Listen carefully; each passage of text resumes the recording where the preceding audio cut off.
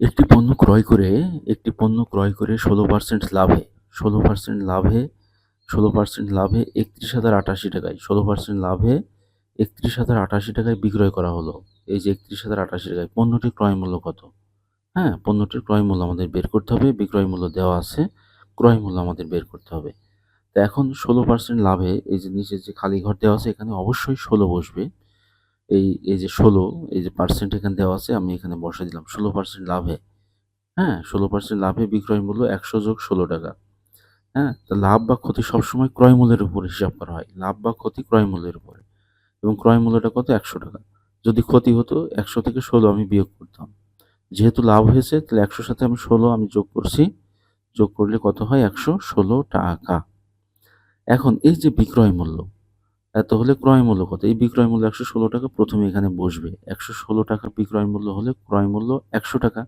কারণ ১০০ টাকার উপর ডিপেন্ড করে লাভ বা ক্ষতি হিসাব করা হয়। ১০০ টাকা ক্রয় মূল্যের উপর ডিপেন্ড করে। এবার নিচের যে লাইনটা আছে এখানে ১ টাকা হবে। হ্যাঁ? ঐকিক নিয়মের অনুযায়ী ১ টাকা হলে ক্রয় মূল্য কত? কম হবে, কম হলে ভাগ হয়। এই যে উপরে ১০০ নিচে ১১৬ কম হলে ভাগ হয় ওই ঐকিক নিয়মে আর বেশি হলে গুণ হয়। এখন আমি দেখব যে আমাদের আরেকটা যে বিক্রয় মূল্য এগুলো সবই কিন্তু বিক্রয় মূল্য, হ্যাঁ? আরেকটা বিক্রয় মূল্য কত দেওয়া আছে? ৩১,০৮০ টাকায়। ৩১,০৮০ টাকা বিক্রয় মূল্য হলে ক্রয় মূল্য বেশি হবে। ক্রয় মূল্য বেশি হলে অবশ্যই এটা গুণ করতে হবে, হ্যাঁ? তাহলে এই যে ১০০ গুণন ৩১,০৮০ এই যে গুণ করে দিলাম এখানে। আর নিচে ৩১,০৮০ আর নিচে হবে আমার হচ্ছে কত? ১১৬। এখন আমি এগুলো কাটাকাটি করব, হ্যাঁ? ২৫ দিয়ে যে আমি ৪ দিয়ে যদি কাটি ৪ ২৫ ১০০ হবে। আর এখানে যদি কাটাকাটি করি ৪ দুগুণা ৮ হাতে থাকে ৩ তাহলে ৩৬ ৪ ৯ ৩৬ ২৯ হলো, হ্যাঁ? ৪ ৯ ৩৬ ২৯ আমি এখানে পেলাম। এই ২৯ দিয়ে এবার আমি ৩১,০৮০ কে কাটাকাটি করব তা ভাগ করে দেখি আমি। ২৯ একে ২৯ এখানে ৩১ থেকে হাতে ২ থাকে, হ্যাঁ? ২ আর এখানে শূন্য নামালাম তাও যায় না। আরেকটা শূন্য দিয়ে আমি এই ৮ টাকে নিচে নামায় নিয়ে আসলাম। ৭ দিয়ে আমি যদি গুণ করে দেখি ২৯ কে দেখি ৭ দিয়ে গুণ করে ৭ ৯ ৬৩ ৩ হাতে ৬ থাকে ৭ দুগুণা ১৪ আর ৬ ২০ বিয়োগ করলে কত হয়? এখানে ৫ হয়। ৮ নিচে নামায় নিয়ে আসলাম। এখন ২৯ দুগুণা ৫৮ আমরা সবাই জানি। ২৯ গুণ ২ ৫৮ হবে ৮ আর এখানে এত। তো ১০৭২ হলো। তাহলে ২৯ দিয়ে আমি এটা কাটাকাটি করলে কত হচ্ছে আমার? ১০৭২। এখন আমার যে কাজটা করতে হবে ২৫ দিয়ে ১০৭২ কে গুণ করতে হবে, হ্যাঁ? তাহলে ২৫ দিয়ে যেকোনো সংখ্যাকে গুণ করার সিস্টেম হচ্ছে সেই সংখ্যাটাকে আগে ৪ দিয়ে ভাগ করে পরে ১০০ দিয়ে গুণ করতে হবে। আমি ৪ দিয়ে এটাকে ভাগ করব। ভাগ করে আমি দেখি যে ৪ দিয়ে ভাগ করলে ৪ দুগুণা ৮ হাতে ২ থাকে ২৭ হয় ৪ ৬ ২৪ হাতে ৩ থাকে এখানে ৩২ হবে ৪ ৮ ৩২ ২৬৮ হচ্ছে। এখন আমি কি বললাম যে ২৫ দিয়ে গুণ করতে হলে আগে এই এখানে ১০০ দিতে হবে। ১০০ দিয়ে গুণ করে দিতে হবে। এই ২৬৮ কে জাস্ট ১০০ দিয়ে গুণ করে দিলে ২৬৮ ছিল ২টা শূন্য বসায় দিলাম এই যে ২৬,৮০০ টাকা। এই ২৬,৮০০ টাকা হলো আমাদের অ্যান্সার। এই যে ২৬,৮০০ টাকা। অতএব পণ্যটির ক্রয় মূল্য ২৬,৮০০ টাকা। পণ্যটির ক্রয় মূল্য কত টাকা? ২৬,৮০০ টাকা। হ্যাঁ? এখন এই অঙ্কটাকে আমরা একটু লিখিত পরীক্ষার খাতায় কিভাবে করব? লিখে আরকি, হ্যাঁ? যে মনে করি ক্রয় মূল্য ১০০ টাকা বা ১৬% লাভে বিক্রয় মূল্য এভাবে আমরা লিখে করব, হ্যাঁ? লিখে পরীক্ষার খাতায় কিভাবে সুন্দর করে সাজিয়ে করতে পারি সেটা এখন আমরা একটু দেখব। আমি লিখে দিচ্ছি মনে করি ক্রয় মূল্য ১০০ টাকা। তাহলে ক্রয় মূল্য ১০০ টাকা হলে নিচে লিখব অতএব ক্রয় মূল্য ১০০ টাকা হলে ১৬% লাভে বিক্রয় মূল্য ১৬% লাভে বিক্রয় মূল্য হবে ১০০ যোগ ১৬ টাকা। যদি এখানে ক্ষতির কথা বলতো তাহলে আমরা লিখতাম ১৬% লাভে ক্ষতি এই ১৬% ক্ষতিতে বিক্রয় মূল্য ১০০ বিয়োগ ১৬ এখানে ১০০ আমরা যোগ করব যেহেতু লাভ হয়েছে। তাহলে ১১৬ টাকা। ক্রয় মূল্য ১০০ টাকা হলে ১৬% লাভে বিক্রয় মূল্য ১১৬ টাকা। এখন আমাদের বের করতে হবে ক্রয় মূল্য। যেহেতু ঐকিক নিয়মের পদ্ধতিতে আমরা করব এজন্য যেটা বের করতে হবে সেটা ডান দিকে থাকবে, হ্যাঁ? এই যে ক্রয় মূল্য ১০০ টাকা আমাদের এটা ডান দিকে লিখতে হবে।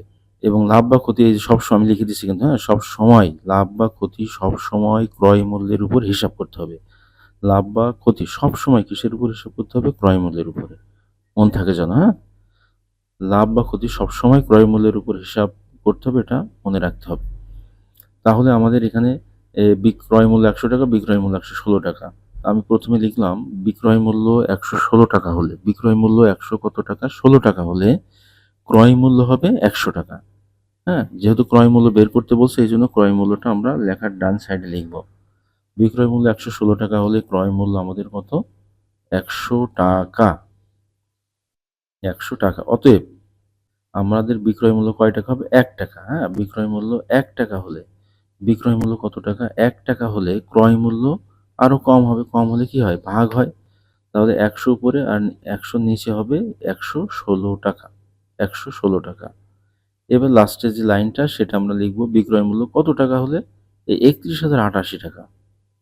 31,088 টাকা হলে ক্রয় মূল্য, 31,088 টাকা হলে ক্রয় মূল্য 100 গুণন 31,088, তার মানে বেশি হবে, ক্রয় মূল্য বেশি হবে, এই জন্য গুণ হচ্ছে এখানে। হ্যাঁ, কম হইলে ভাগ আর বেশি হইলে গুণ হয়, 116 টাকা। এখন আমরা এটাকে কাটাকাটি করব। হ্যাঁ, কাটাকাটি করব কিভাবে, যে 4 দিয়ে আমি এখানে 29 হলো, আর এই যে এখানে আমার কত হবে 1072। আমি আগেই কিন্তু দেখাই দিয়েছি, এই জন্য আর আমি লিখলাম না। হ্যাঁ, 1072 আমি একটু এখানে দেখাই দিচ্ছি, তোমরা পরে খাতায় এটা ক্যালকুলেশন করে 26,800 টাকা হবে এখানে, খাতায় একটু ক্যালকুলেশন করে নিও, ঠিক আছে। হ্যাঁ, এই যে আমি এখানে কিন্তু বিস্তারিত দিয়ে দিয়েছি, শুধু আমি জাস্ট এখানে এই যে 1072কে কিভাবে 25 দিয়ে আমি গুণ করছিলাম এটা আরেকবার বলবো। 25 দিয়ে যে কোনো সংখ্যাকে তুমি যদি গুণ করতে চাও, প্রথমে সেই সংখ্যাটাকে 4 দিয়ে ভাগ করবে। কত দিয়ে ভাগ করবে, 4 দিয়ে ভাগ, 4 দিয়ে ভাগ করবো। হ্যাঁ, ভাগ করার পর 100 দিয়ে গুণ করলে হয়ে যাবে, 100 দিয়ে গুণ করলেই কিন্তু হয়ে যাবে, ঠিক আছে। তাহলে আমি আগে এটাকে 4 দিয়ে যদি ভাগ করি, 1072কে 4 দিয়ে ভাগ করলে আমার কত হয়, 4 দুগুণা 8, হাতে 2 7, থাকে 27, 4 4 24, হাতে 3 32, 4 8 32। এখন এই 26 8 এটাকে আমি 100 দিয়ে গুণ করে 26,088, এটাই কিন্তু আমার অ্যান্সার। ওকে, অ্যান্সার। এখন এই পরবর্তী যে অঙ্কটা আছে, এখানে মোট 450 জন শিক্ষার্থীর মধ্যে বলা হচ্ছে যে 48% হচ্ছে ছাত্র। হ্যাঁ, 48% ছাত্র। এখন বলা হচ্ছে ওই বিদ্যালয়ে মোট কতজন ছাত্র আছে, হ্যাঁ, এটা আমার বের করতে হবে। যে একটা স্কুলে 48% ছাত্র আছে 445 জনের ভিতরে। তাহলে আমাদের এই যে 48% আমি পাশে এখানে বসাই দিলাম। হ্যাঁ, 48% হলো, আমরা জানি পার্সেন্ট থাকলে নিচে 100 আর উপরে সেই সংখ্যাটা হয়। তাহলে 48 উপরে চলে গেলে নিচে 100। তাহলে কত এর এত, হ্যাঁ, এই যে 450 এর মোট হচ্ছে 450 এর, এই যে এটা এখানে বসে যাবে, 48 আর নিচে হলো 100। ওকে, এত হলো, এই যে দুইটা ঘর এখানে দেওয়া আছে, তার মানে 450 গুণন 48 আর নিচে হলো 100। এখন জাস্ট এটা আমরা শুধু একটু ভাগ কাটাকাটি করব। 450 আর গুণ অবস্থায় 48 ছিল আর নিচে হলো আমাদের 100। তাহলে এই শূন্য দিয়ে আমি শূন্য কেটে দিলাম, 450 আর হচ্ছে 100 দিয়ে কাটাকাটি করি, শূন্য কেটে গেল। এবার 5 দিয়ে যদি কাটাকাটি করি, আমার 5 9 হচ্ছে 45, আর 5 দুগুণা 10। এবার 2 দিয়ে আমি 48কে যদি কাটি, হ্যাঁ, 2 দিয়ে 48কে কাটলে হয় 24 হয়। 24 আর 9 যদি আমি গুণ করে দিই, হ্যাঁ, 24 আর 9 যদি আমি গুণ করি, 4 9 36 6, 9 দুগুণ 18, হাতে থাকে 3 21। ওকে, 216 জন হয়। হ্যাঁ, 216 জন। এই যে আমি কাটাকাটি করে এখানে আবার এখানে দেখাই দিলাম একটু, তোমরা একটু ক্যালকুলেশন করো বাসায় ঠিকভাবে। ওকে, 216 জন ওই বিদ্যালয়ে। এটা আমি একটু লিখিতভাবে একটু করে দিয়েছি। হ্যাঁ, যে 48% ছাত্র, এটা মানে কি, 48% মানে হচ্ছে 100 জনের ভিতরে ছাত্র হলো 48 জন।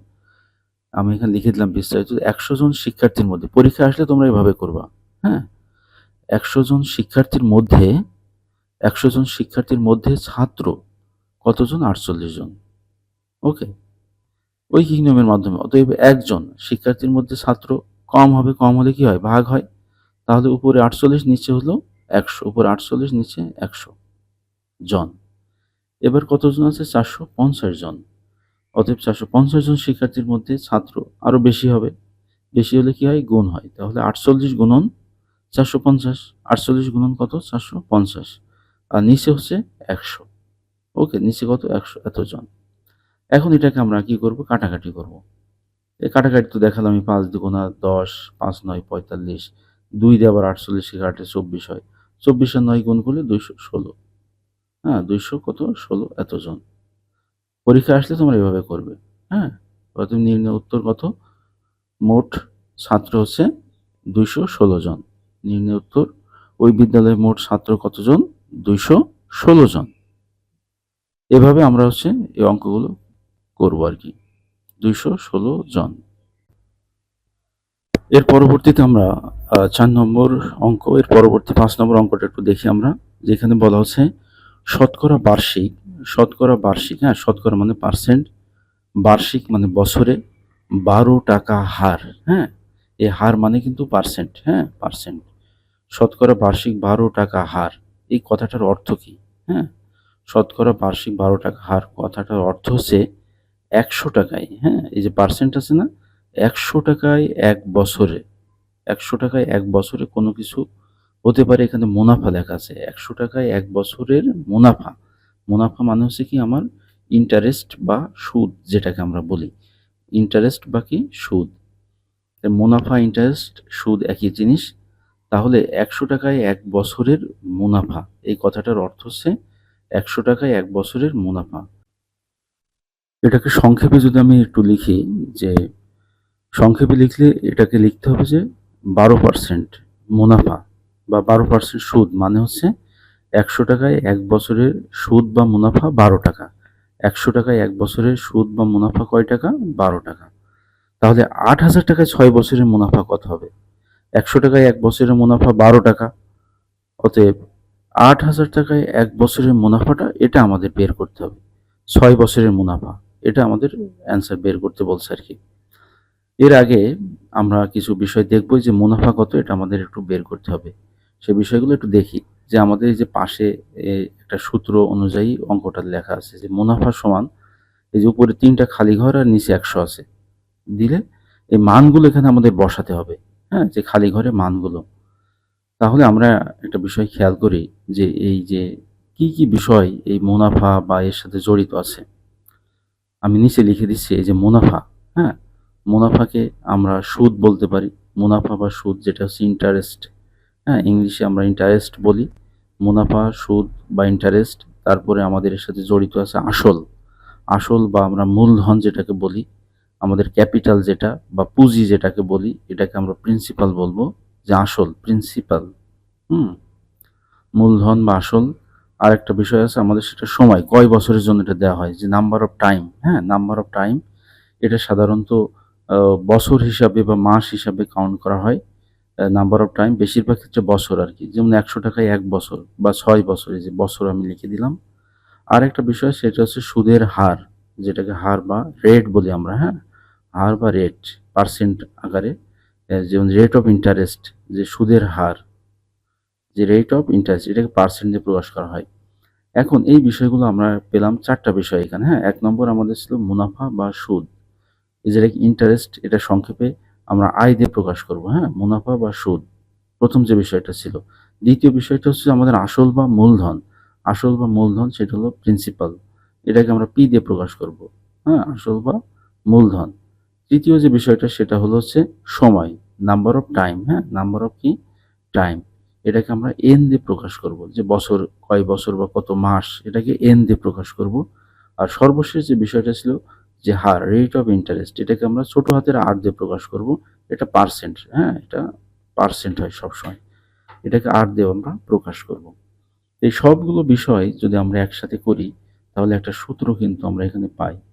সেই সূত্রটা হচ্ছে কি, যে আই সমান পি এন আর, আই সমান কি পি এন আর, আর নিচে হলো 100, পি এন আর, আর নিচে কত 100, ওকে। আই সমান পি এন আর, আর নিচে হলো 100। এটা হচ্ছে আমাদের মেইন যে আছে, সেই ফর্মুলাটা আর কি।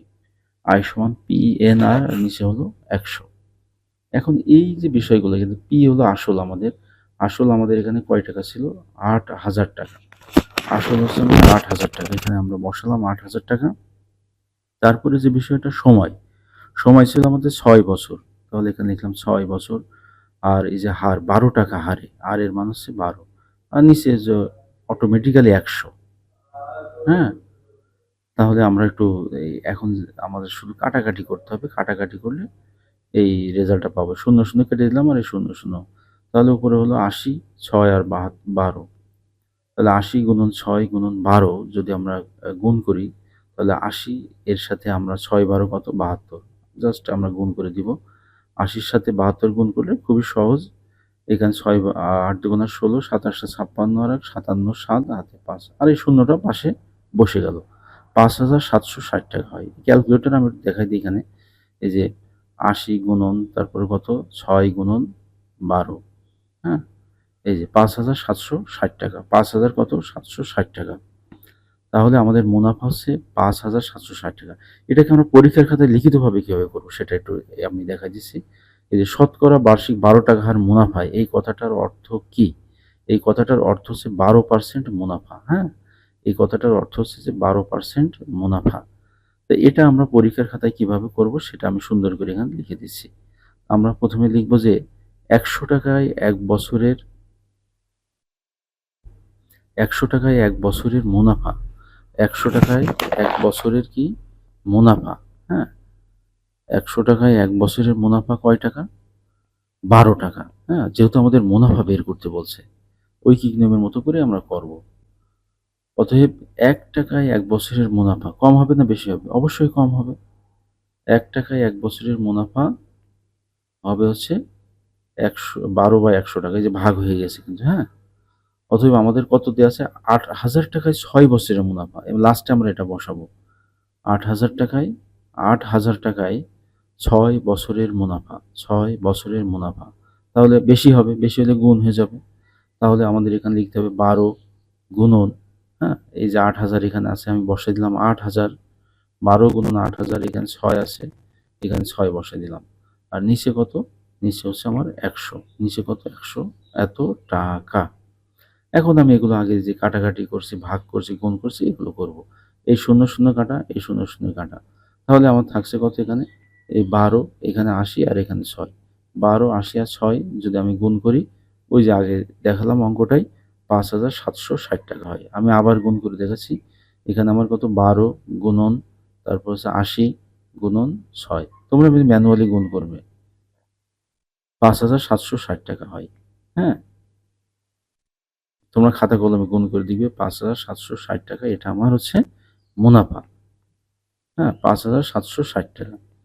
তাহলে উত্তর আমি এখানে লিখে দিলাম 5,760 টাকা হচ্ছে মুনাফা। 12% সুদে বা 12% মুনাফায় 8,000 টাকায় 6 বছরের মুনাফা হচ্ছে 5,760 টাকা।